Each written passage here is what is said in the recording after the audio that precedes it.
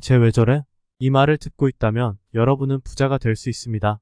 전 삼성전자 회장 고 이건희 회장은 이렇게 말했습니다. 바꾸려면 철저히 바꿔. 극단적으로 얘기해. 농담이 아니야. 마누라랑 자식 빼고 다 바꿔봐. 가난한 사람이 부자가 되려면 아예 다른 사람으로 바뀌어야 됩니다. 가치관부터 듣고 보고 하는 것까지 모두 바뀐다면 비로소 부자가 될 수 있습니다. 그렇게 자연스레 성격도 완전히 바뀌게 되는데요.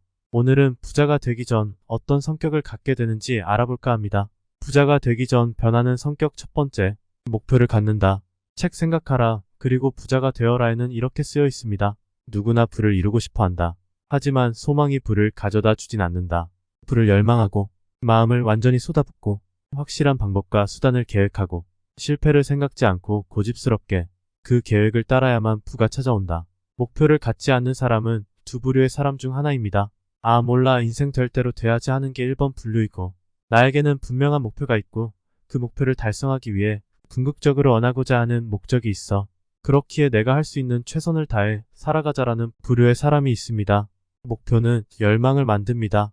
아이들이 장난감을 갖고 싶어하는 모습을 상상해 봅시다. 마트에서 바닥에 드러누워 떼쓰고 울고 난리를 부리다가 결국 원하던 장난감을 갖게 됩니다. 이처럼 목표를 가지면 내가 원하는 돈, 몸매, 지식을 갖기 위한 방법을 찾게 됩니다. 아, 저건 이래서 못하는 거야 라는 부정적인 생각에서 저걸 가지려면 어떻게 해야 하지 라는 긍정적인 마인드로 바뀌게 되고 실패를 하더라도 다시 일어나 새로운 도전을 할 수 있게 됩니다. 성공한 사람들에게는 실패가 없었을까요? 켈리델리 창업자 켈리 최는 사업 실패로 10억의 빚더미를 안고 생강 앞에 서서 이렇게 살아서 뭐하나란 생각을 했지만 고향에 계신 어머니를 생각하며 희망을 갖고 시작해 연 매출 6천억 원의 켈리델리를 만듭니다. 목표는 실패해도 돌아올 수 있는 등대와 같습니다. 두 번째, 낭비하지 않는다. 돈을 어떻게 쓰는지를 보면 그 사람의 습관, 라이프 스타일, 취미, 취향 등을 알 수 있습니다. 신상품을 볼 때마다 구매하는 습관이 있다면 집에 택배 박스로 꽉 차 있을 것이고 건강한 라이프 스타일을 갖고 있다면 냉장고에 과일과 채소가 있을 것입니다. 책 부자들이 죽어도 지키는 사소한 습관에는 이런 말이 있습니다. 부자는 아무리 가격이 싸도 필요 없는 물건에는 돈을 쓰지 않는다. 어디까지나 자신을 기준으로 판단한다. 그들은 자신만의 가치 기준이 명확해서 돈을 쓰는 우선순위가 확실하다. 가난한 사람일수록 폭탄 세일, 초특가라는 말을 그냥 지나치지 못합니다. 시간 한정 세일이라는 말을 들으면 초조함이 엄습해 결국 지갑을 열고 맙니다. 반대로 아끼기만 하는 사람은 삶이 불안합니다. 통장 잔고가 줄어들 때마다 신경이 쓰입니다. 예상치 못한 큰 돈이 나갈 일이 생기면 한숨이 절로 나옵니다. 가난한 사람은 돈에게 휘둘리고 부자들은 돈을 다룹니다. 그래서 부자가 되고 싶다면 먼저 돈을 쓰는 방법을 알아야 합니다. 부자는 동전 한 푼까지 아껴서 부자가 된 것이 아닙니다. 그들은 돈의 목적을 정확하게 알고 있습니다. 투자, 기부, 교육, 독서, 경험, 인간관계 등 시간이 지날수록 가치가 커져 큰 자산으로 돌아올 것들에 돈을 사용합니다. 또한 세상 모두에게 동등하게 주어진 통화를 사는 목적으로 돈을 사용합니다. 그것은 바로 시간입니다. 책 레버리지에는 이런 말이 있습니다. 시간은 투자되거나 낭비된다. 중간은 없다. 시간이 당신의 통화이고 자산이고 가치다.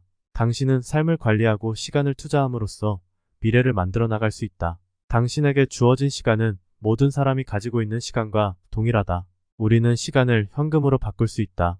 돈이 아무리 많은 백만장자도 돈이 없어 떠돌아다니는 노숙자도 모두 하루에 24시간이 주어집니다.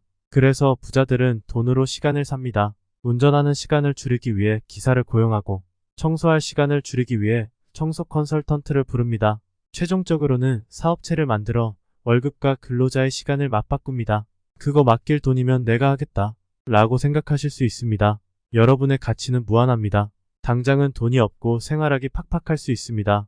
하지만 매일 낭비되는 시간을 아껴 미래를 향해 투자한다면 지금의 한 시간이 훗날 1억의 가치를 가질 수 있게 해준다고 생각합니다. 세 번째, 존중한다.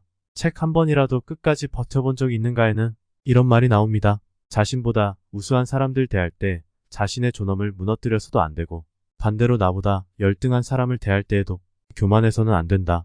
상대방의 장점을 찾아내 평등하게 교류하며 서로를 개발하고 꿈을 이루어 나가는데 도움을 주고받을 수 있어야 한다. 세상에는 다양한 사람들이 있습니다. 사람들은 각자의 세계관과 가치관을 가지고 있습니다.